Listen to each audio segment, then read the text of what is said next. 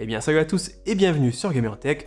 Aujourd'hui on se retrouve pour le montage d'un PC gamer aux couleurs de Corsair, puisque la marque m'a fait parvenir quelques-unes de ses dernières nouveautés, et je vais ici les associer à un récent Ryzen 5 5600X et une RTX 3070. Alors comme pour les précédentes vidéos où je présentais une configuration complète, ici dans un premier temps je vais un peu faire le point sur les différents composants utilisés, et je vous présenterai ensuite le montage de la machine, ses performances et un peu mon ressenti général. Je vous rappelle aussi que l'idée, c'est pas forcément de faire le PC gamer au meilleur rapport qualité-prix possible, mais plutôt de vous donner quelques inspirations pour ici un budget d'environ 1700 €, notamment pour du jeu en 1440p en ultra, dans d'excellentes conditions.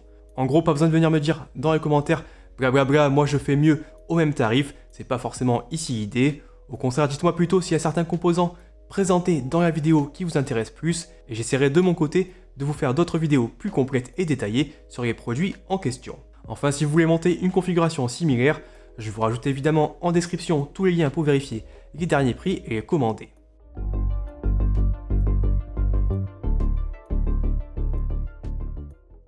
Je débute donc avec un petit tour rapide sur les différents composants utilisés dans cette config, et je commence directement avec le processeur.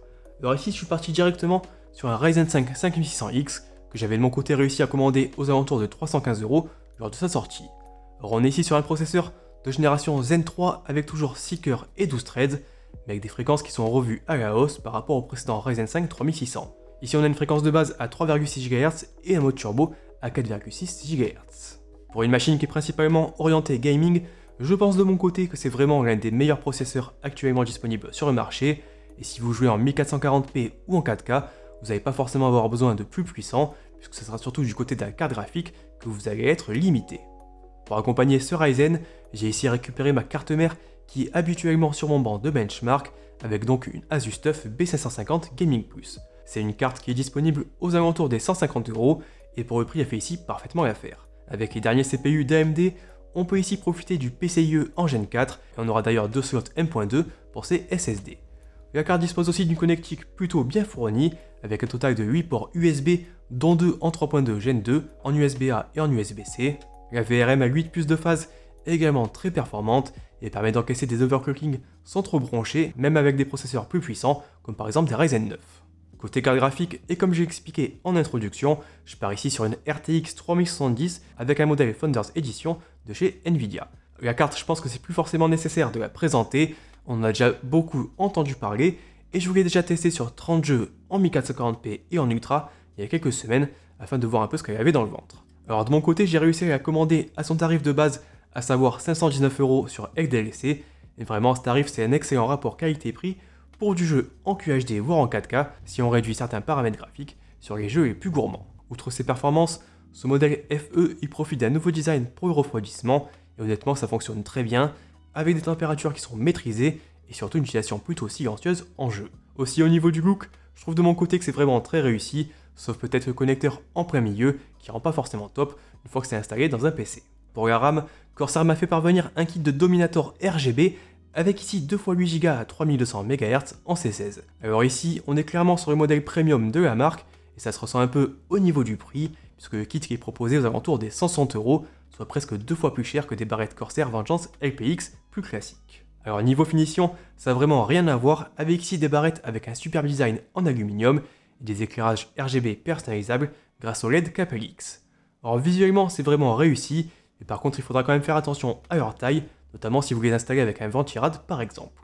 On va pas se mentir, en termes de rapport qualité-prix, c'est clairement pas forcément la RAM que je vais recommander, mais si vous cherchez des barrettes performantes avec un look sympa, je pense qu'on trouve difficilement mieux, et dites-moi un peu ce que vous en pensez dans les commentaires. Pour le stockage, je suis parti sur un seul et unique SSD au format 1.2, avec ici un nouveau Corsair MP400 de 1 Tera. Alors c'est un modèle NVMe compatible PCIe en Gen 3, qui se base ici sur la mémoire NAND QLC.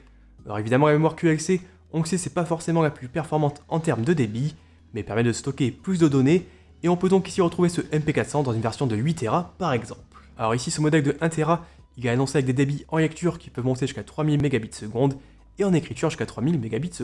Encore une fois, pour un PC orienté gaming, c'est largement suffisant, et la seule différence que vous pourrez avoir face à un modèle TLC, ce sera si vous copiez de très gros fichiers et que vous dépassez ici le cache du SSD, à savoir un quart de sa capacité totale. Ici le modèle il est disponible aux alentours des 130 € pour 1 Tera, et je pense que c'est suffisant pour la plupart des joueurs, que ce soit pour stocker son OS, ses principaux jeux ou ses médias.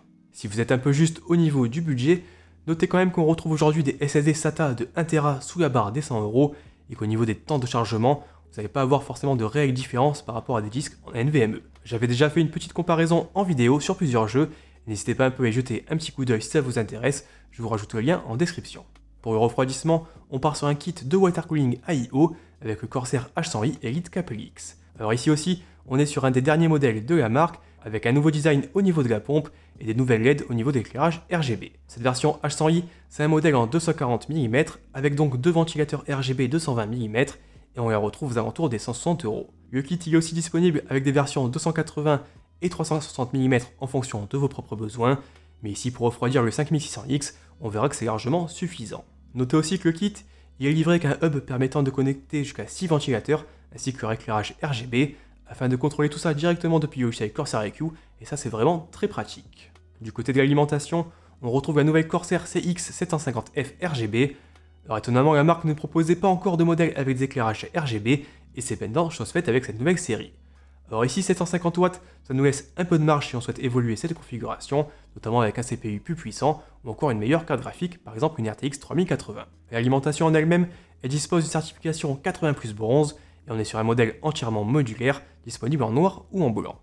Les éclairages peuvent se régler directement via un bouton à l'arrière du bloc, ou sinon via le logiciel, en les reliant à un boîtier Corsair ou directement à votre carte mère, et il faudra environ compter 100 €. Enfin je termine avec le boîtier, ici un Corsair 4000X dans sa version RGB. Encore une fois il s'agit d'un des modèles les plus récents de la marque, avec un format moyen tour qui devrait convenir à la plupart des configurations. Alors ce boîtier il est décliné en 3 versions, avec le 4000D qui dispose d'une façade pleine, le 4000D Airflow avec une façade avant perforée, et enfin le 4000X RGB, ici avec une façade en verre trempé et 3 ventilateurs RGB déjà installés. Il est proposé en noir ou en blanc, aux alentours des 150 €. On verra aussi que j'ai rajouté un petit ventilateur supplémentaire à l'arrière, avec ici un Corsair SP120 RGB Pro.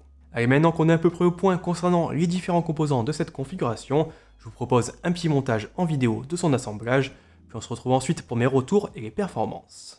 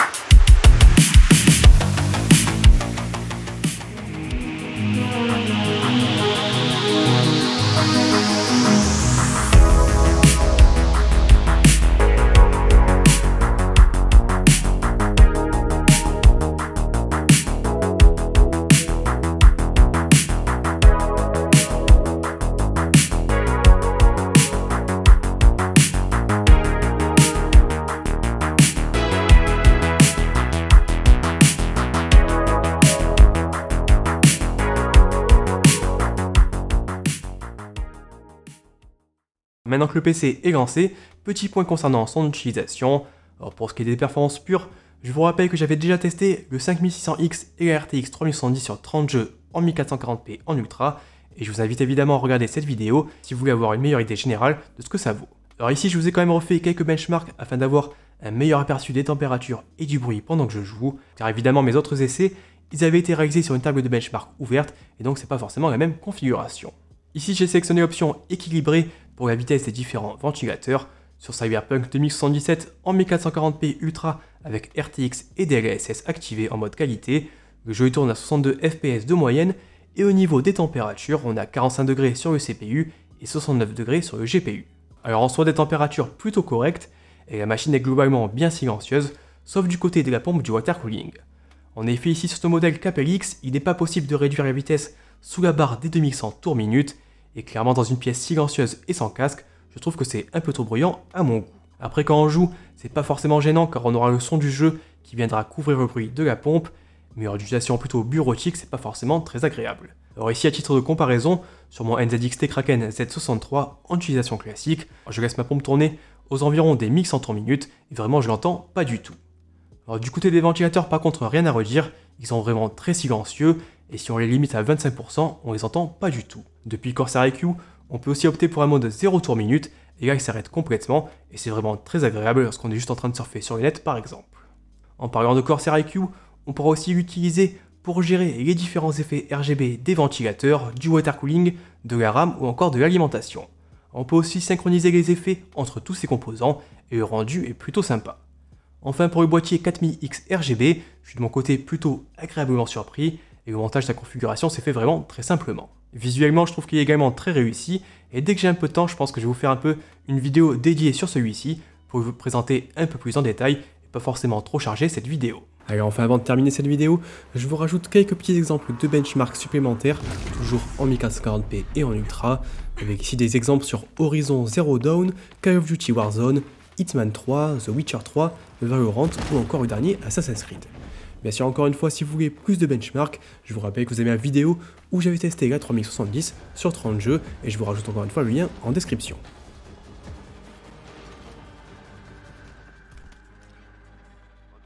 Principal, c'est d'éliminer toutes les cibles.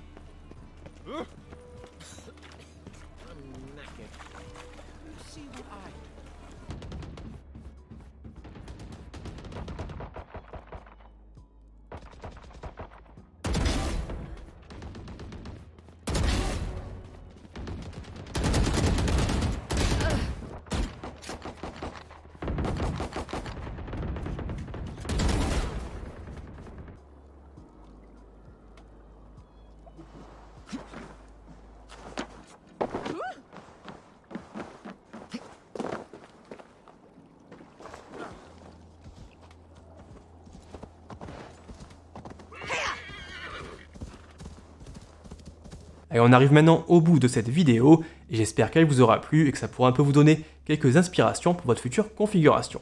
Alors je remercie évidemment Corsair de m'avoir mis à disposition ces différents composants, et je vous rappelle que vous avez dans la description les liens vers tous ces composants pour vérifier les derniers prix et les commander. Comme d'habitude, si vous avez des questions un peu plus précises, n'hésitez pas à les poster dans les commentaires, et dites-moi aussi s'il y a des composants que je vous ai présentés aujourd'hui qui vous intéressent un peu plus, et je vous ferai un peu des vidéos dédiées là-dessus. Enfin bien sûr, si cette vidéo vous a plu, n'hésitez pas à mettre un petit pouce bleu et à la partager. N'oubliez pas non plus de vous abonner et d'activer les notifications pour ne pas rater les prochaines vidéos.